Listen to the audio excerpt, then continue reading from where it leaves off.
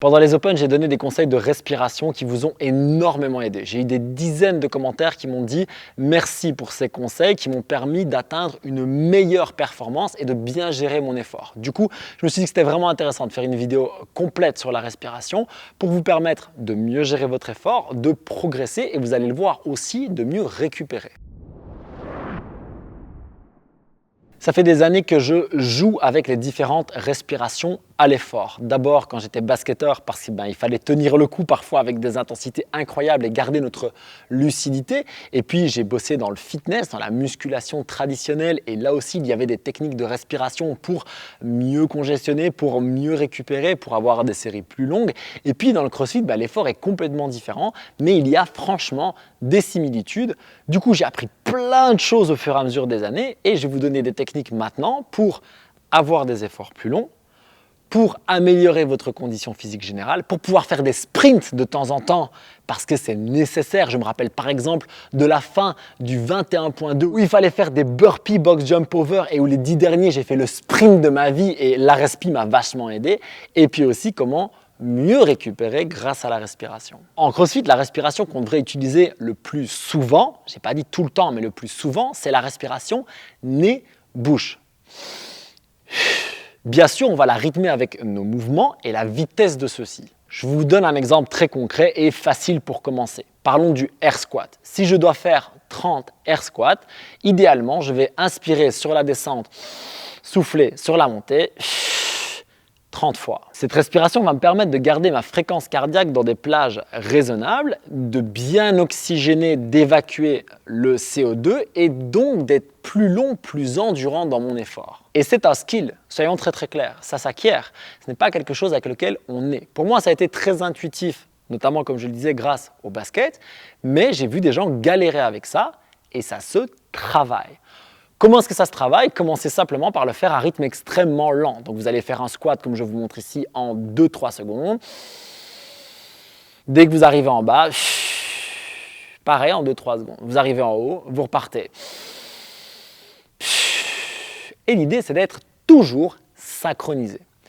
Oui, vous pourriez faire la respiration inversée. J'y viens plus tard, mais dans un premier temps, apprenons celle-ci. Cette même respiration peut se faire sur énormément de mouvements que l'on appelle cycliques. Ça veut dire qu'ils ne sont pas explosifs. Je n'ai pas dit qu'ils ne sont pas rapides. On peut faire des air squats très rapides, je vais vous montrer comment respirer après, mais je voulais dire explosifs. Pensez par exemple à un power clean. Si maintenant je veux accélérer, eh bien je vais accélérer ma respi. Attention, sur les air squats qui sont des mouvements relativement rapides quand on ne fait pas ma taille, on peut inspirer sur une répétition complète, voire deux, et alors l'objectif ce sera de souffler par la bouche sur la même distance.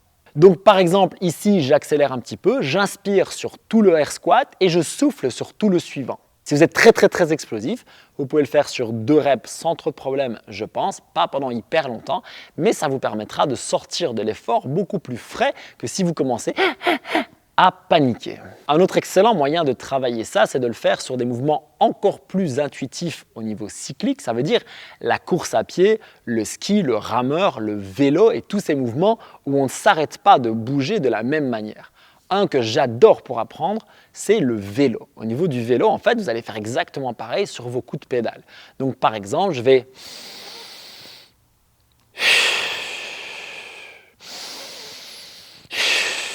et je trouve un rythme. Faire 50-50 fonctionne très bien, mais si vous voulez garder une fréquence cardiaque plus basse, plus maîtrisée et récupérée, alors souffler plus long sera plus efficace. Donc cette respiration nez-bouche, c'est celle que l'on va appeler cyclique. Merci à Julien et Richard de StrongFit de m'avoir appris ça, ou plutôt d'avoir mis des mots et une méthode sur une technique que j'utilisais plutôt déjà intuitivement. On va aller un peu plus loin maintenant dans cette même respiration. Cette respiration, on peut la doubler ou la tripler en fonction des mouvements que l'on va faire.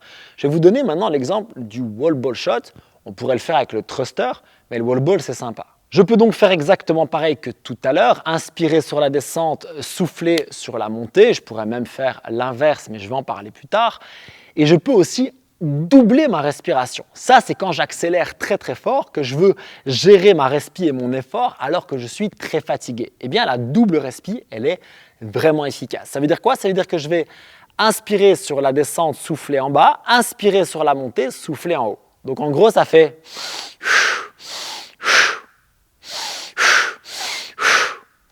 Bien sûr, j'attends en haut que la balle revienne, mais je gère bien ma respiration aligné avec mon mouvement et ce principe de double respi où je souffle 2 fois.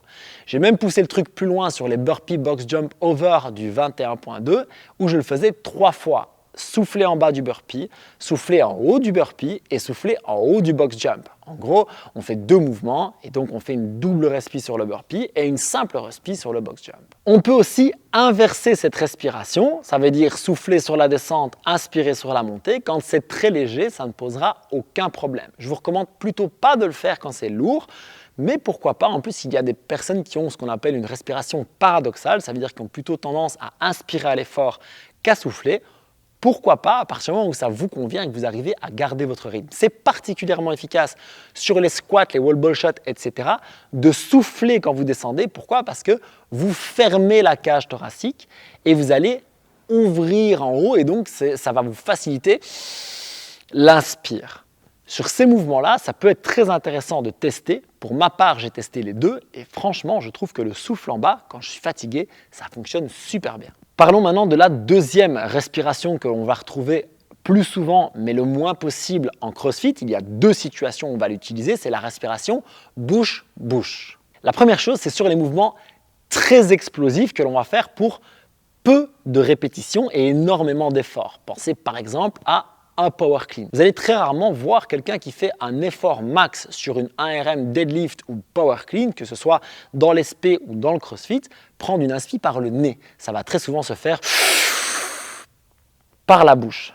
En deadlift, ça pourrait être discutable, même si je pense que pour un effort max, ça a tout son sens. Mais par contre, en haltéro, clairement, la respiration par la bouche est super utile. Ça va ouvrir votre cage thoracique, ça va vous permettre de favoriser l'engagement de la chaîne d'extension et ça va vous permettre d'exploser. Je pense notamment à mon pote Kevin, très grand haltérophile français qui soufflait comme ceci et finissait de souffler complètement en fin de rep. Pour les mouvements très explosifs, quand vous voulez vraiment faire un très gros effort, pensez power clean, power snatch, un gros split jerk, pensez broad jump, pensez keeping HSPU, etc. C'est très intéressant de faire du bouche-bouche. Par contre, le bouche-bouche, il a une limitation, c'est qu'il va monter votre cardio en flèche. On va l'utiliser d'une manière volontaire pour les sprints, je vais en parler après. Mais ici, il va falloir faire attention à ne pas partir trop en bouche-bouche dans un workout parce que ça va créer une grosse dette et ça va être très très dur de revenir de là. Et c'est là qu'il faut comprendre la différence entre un gros effort max en haltéro par exemple et 15 power clean légers pour le temps. 15 power clean légers, finalement, on va le faire de manière très cyclique. Je peux inspirer sur la descente, souffler sur la montée et enchaîner un peu à la manière d'un air squat. Ce n'est pas du tout le même effort que si j'envoie sur une rep lourde. Et donc la deuxième utilisation de la respiration bouche-bouche, c'est quand je veux vraiment sprinter et que je sais qu'après je peux être dans le rouge. Typiquement, à la fin d'un intervalle training ou à la fin d'un workout complet. Je prenais l'exemple du 21.2 dans lequel il y avait 5 séries de dumbbell snatch et de burpee box jump over. On terminait par les burpee box jump over et les 10 derniers, je pense, j'ai fait un sprint à mon niveau incroyable et j'étais comme ça. Parce que ça, en fait, bah oui, ça m'a fait monter en flèche, mais ça me permettait de quand même m'oxygéner et d'aller un peu plus loin dans l'effort. Quand on est dans cette logique de mouvement explosif, de mouvement où je veux tout lâcher, où je veux exploser vraiment, eh bien, ça fonctionne très très bien de passer en bouche-bouche. Par contre, il m'a fallu des minutes entières pour me récupérer. Donc, si je dois faire un effort de 20 secondes sprint à l'air bike pour un max de calories, respirer en bouche-bouche, ça a tout son sens. Si je finis un workout et que je veux tabasser, ça a tout son sens aussi. Je le redis, ça va coûter cher, ça va prendre énormément de temps pour récupérer, donc c'est plutôt à garder pour ces moments-là précisément. Et maintenant, il y a une question qui prend beaucoup de sens, c'est et si on arrive comme ça dans un workout, qu'est-ce qu'on fait? Parce que ça nous arrive à tous, à un moment donné, de paniquer un petit peu, d'avoir la respiration qui monte, on se demande comment on va se ravoir et on se demande surtout comment on va pouvoir créer un effort de qualité à partir de cette respi. Bien là, vous avez deux choix. Soit il vous reste quelques secondes à tenir et franchement, mordez sur votre chic et continuez, ou alors vous êtes au milieu du workout et il va falloir trouver une autre solution. Et cette solution, elle est en deux étapes. La première chose, c'est de prendre conscience que vous êtes en train de vivre un stress incroyable et de l'accepter. Si vous essayez de vous calmer, ça ne fonctionnera pas. Essayez de vous calmer quand vous êtes en danger de mort. Bon courage. En gros, votre corps croit qu'il va mourir. Il est en panique complète. Donc, il va falloir assumer ça. Et ce qu'on va faire, c'est qu'on va l'évacuer. Et de là, on va essayer de revenir le plus vite possible dans une respiration en nez-bouche. Ça peut ne pas marcher du premier coup. Et dans ce cas-là, vous recommencez. Vous évacuez et vous revenez le plus vite possible.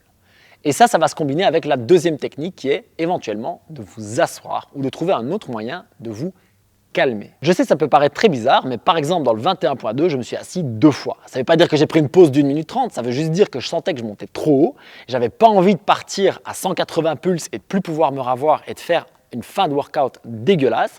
Donc, je me suis assis, j'ai fait cette technique de respi et j'ai pu repartir plus vite et surtout beaucoup plus frais et donc avoir une meilleure qualité de mouvement et un meilleur workout. Il nous reste à parler de la troisième respiration que l'on va pouvoir utiliser, à savoir la respiration nez-nez. Le nez-nez pour le corps, c'est plutôt quelque chose de relaxant. On va par exemple dormir idéalement en nez-nez. Et si vous allez vous balader très tranquillement dans la nature ou que vous regardez un film de manière très détendue, vous allez plutôt être dans une respiration nez-nez également. Donc clairement, si je veux faire un score, si je veux faire un max ou quelque chose, cette respiration n'a pas beaucoup de sens. Mais elle va être très utile pour 2 choses. La première, c'est si je veux contrôler mes pulses, quitte à faire un effort moins rapide. Typiquement, si je pars pour 45 minutes de course à pied, ça peut avoir du sens de rester en nez-nez. Moi, je l'utilise également de temps en temps en début de workout. Quand je sens que ça va être long et que je peux gérer l'effort, je vais respirer avec ce nez-nez, le temps de prendre un petit peu la route. Et comme ça va agir comme une espèce de bride sur notre fréquence cardiaque, c'est un bon point de départ. Et puis quand je sens que ça vient jouer avec, soit je passe en nez-bouche, soit ce jour-là, c'est de la respiration nez-nez. Il y a des raisons, je vais vous expliquer juste après.